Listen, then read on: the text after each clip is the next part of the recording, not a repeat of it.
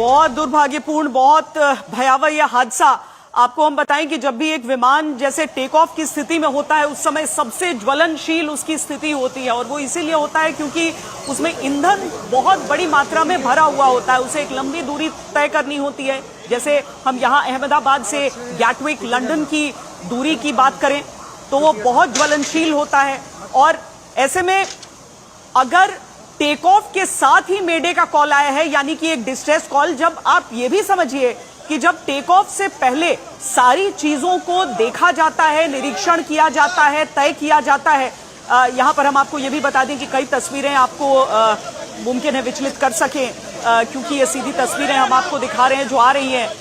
हम जल्दी से जल्दी ये तस्वीरें ब्लर करके आपके सामने रखेंगे, क्योंकि ये जिस तरीके से यहां पर 242 लोगों के साथ एक विमान दुर्घटनाग्रस्त हुआ है और एक आग के गोले में बदल गया है, आप समझ सकते हैं कि वहां से जिन्हें निकाला जा रहा है वो किस स्थिति में इस समय होंगे।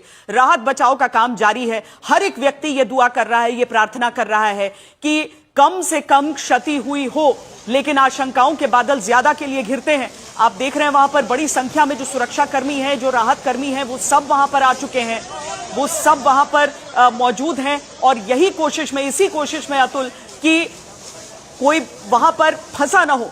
अगर घायल हैं तो जल्द से जल्द उन्हें निकाल लें, और जल्दी से जल्दी इन सब लोगों का की वहां पर तैनाती हो गई है। 1:39 पर बताया जा रहा है अतुल कि ये टेक ऑफ था।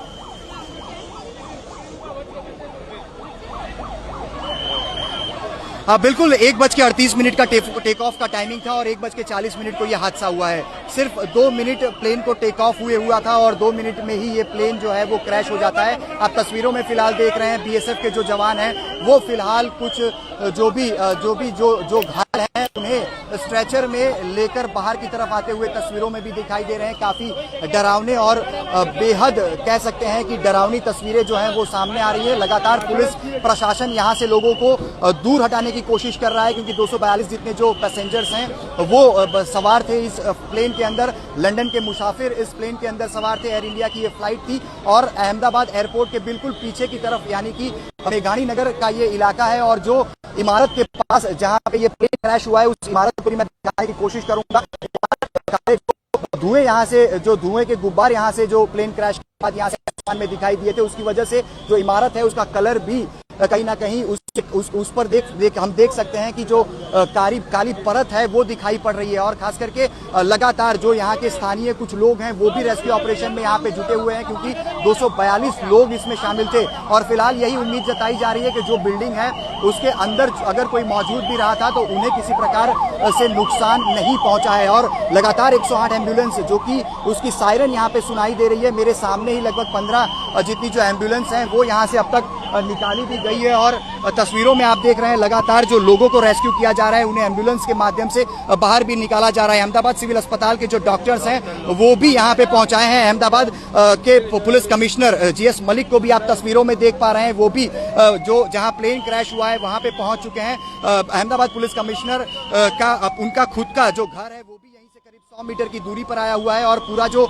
एरिया है वो लगभग अब खाली कराया जा रहा है। जिनको भी यहाँ से एम्बुलेंस के माध्यम से रेस्क्यू भी किया जा रहा है उन सभी को अहमदाबाद सिविल अस्पताल में ले जाया जा रहा है। लगभग ये 15 से 20 अब तक एम्बुलेंस जो है वो लोगों को रेस्क्यू कर यहाँ से बाहर की तरफ निकाली गई है। अहमदाबाद सिविल की भी बात करें, रेसिडेंट डॉक्टर हो, इंटर्न डॉक्टर हो, चाहे सीनियर डॉक्टर हो, सभी डॉक्टरों को अस्पताल में मौजूद रहने का जो अलर्ट है वो जारी कर दिया गया है। इमरजेंसी में 24/7 जो इलाज है वो अहमदाबाद सिविल अस्पताल की तरफ से मुहैया कराया जाता है। लेकिन ये जिस प्रकार का हादसा है इसमें न सिर्फ सीआईएसएफ, एनडीआरएफ, एसडीआरएफ, लेकिन बीएसएफ की जो टुकड़ियां हैं उन्हें रेस्क्यू ऑपरेशन के लिए तत्काल प्रभाव से यहाँ भेज दिया गया है। तस्वीरों में भी आप देख रहे हैं फायर ब्रिगेड की जो टुकड़ियां हैं वो लगातार जो पानी है वो छिड़क कर, जहाँ जो आग लगी हुई है, जो प्लेन क्रैश हुआ है उस पर पानी छिड़का जा रहा है। आग पर काबू लेने का जो प्रयास है वो किया जा रहा है। लेकिन जिस प्रकार का ये हादसा है काफी बेहद डरावना, और किस प्रकार से अंदर एम्बुलेंस जो फायर ब्रिगेड की टुकड़ियां हैं काम कर रही हैं उससे ही आप अंदाजा लगा सकते हैं कि बाहर की तरफ लगातार जैसे